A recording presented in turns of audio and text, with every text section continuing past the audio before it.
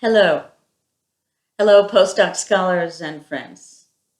I'd like to talk to you today about our primordial being, that sense within our bodies that allows us direct access to the natural world and the dynamic outflow of energy from that world into our consciousness.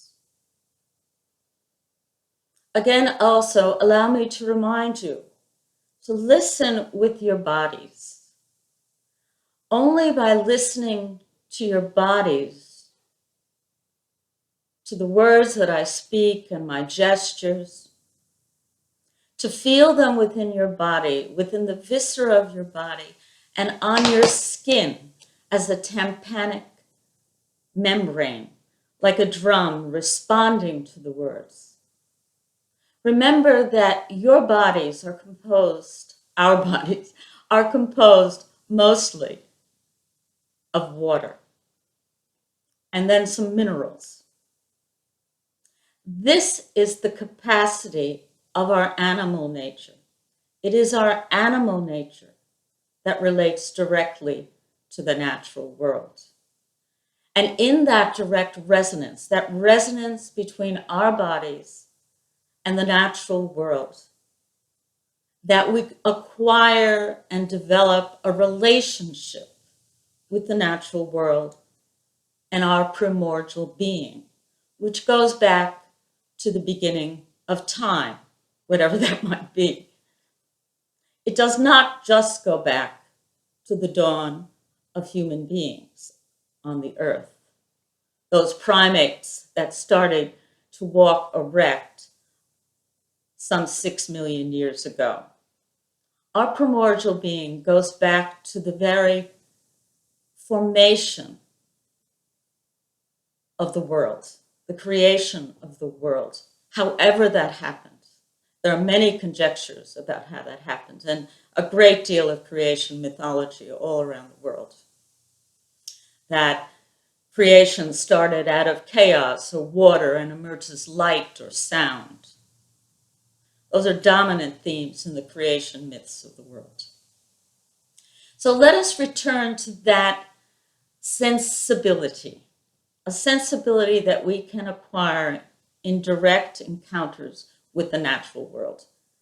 It is a relationship to cultivate.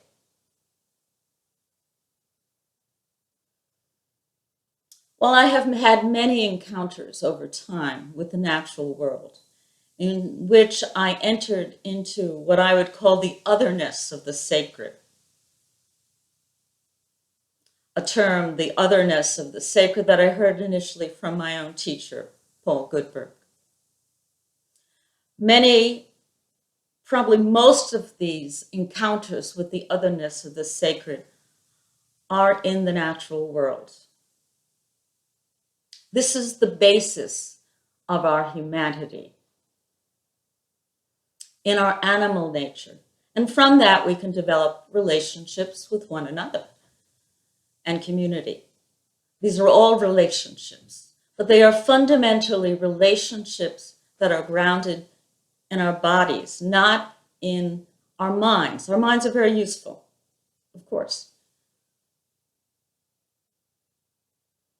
I had an encounter very recently at John Day Painted Hills National Park, a park which is not well known among national parks, but is in the high desert of central Oregon, not far from my home, perhaps 6 hours driving time.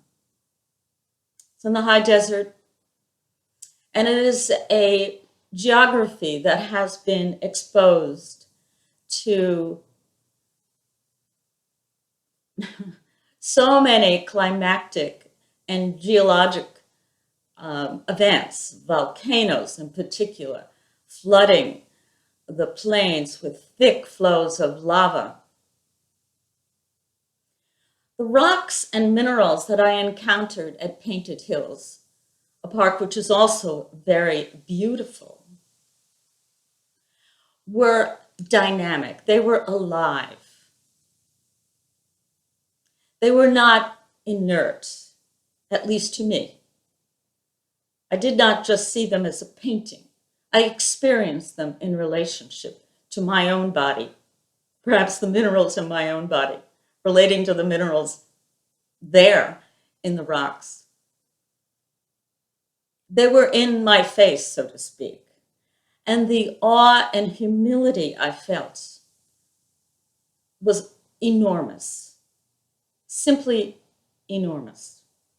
I went back in time to something I cannot even previously could have imagined. My present time expanded just exponentially, primordially, I would call it, and forwarded into the future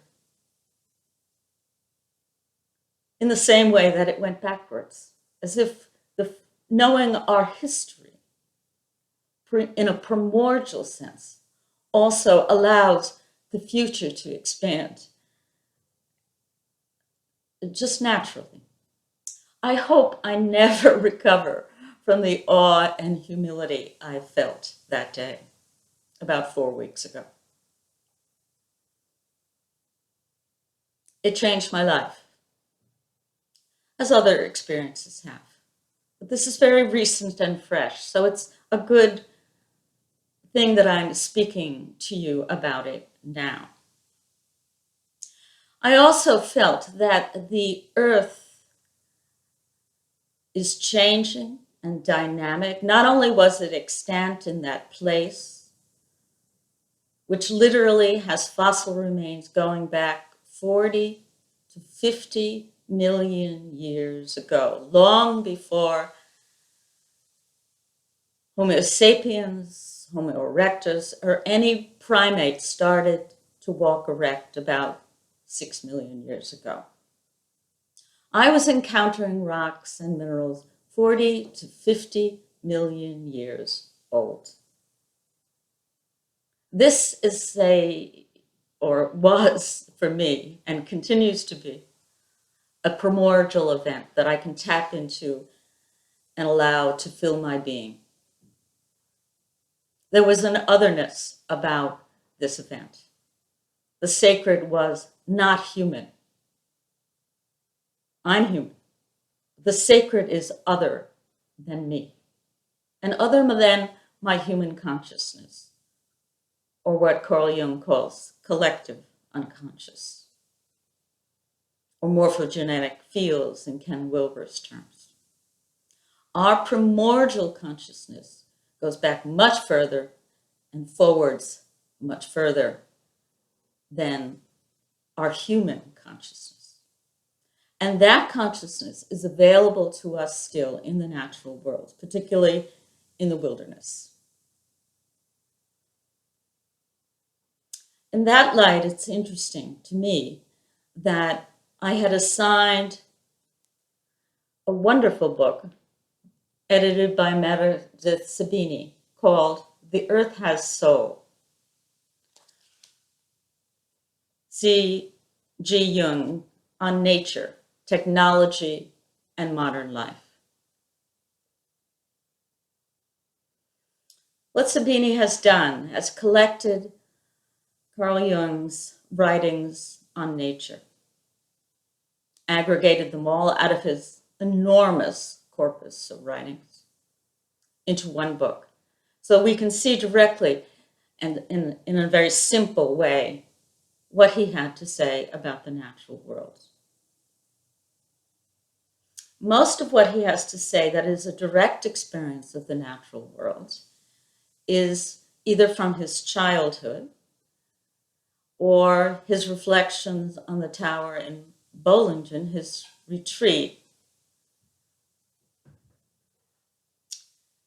in which he talks about his experience of nature. And most of these excerpts are from memories, dreams, and reflection. Occasionally, he alludes to the primordial feeling of the human being that goes back to the beginning of time. But largely, he's very explicit that the collective unconscious is about human consciousness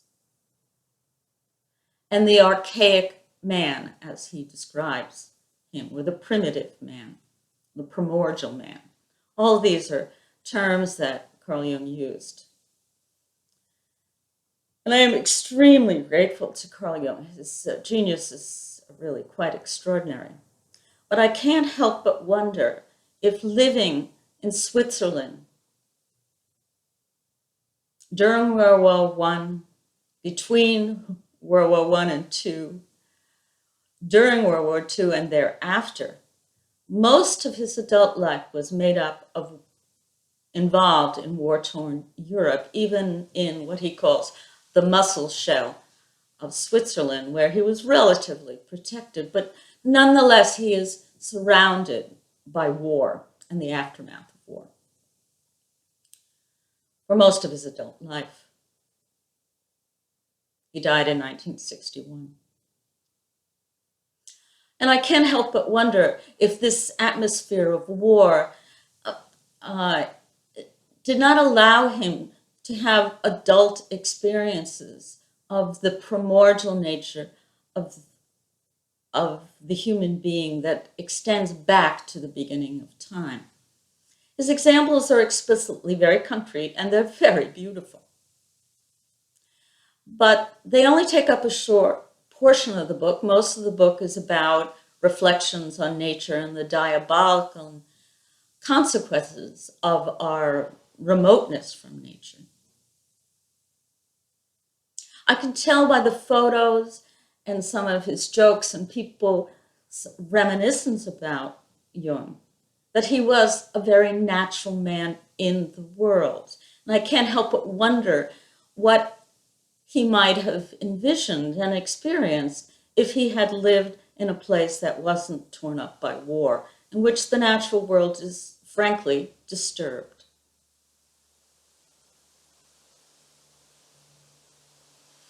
However, he is very explicit that the collective unconscious, as I said before, is about the hominid experience, the dawn of man, as he puts it.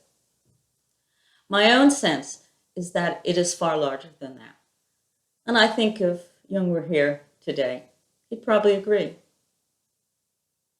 I'd take him to Painted Hills.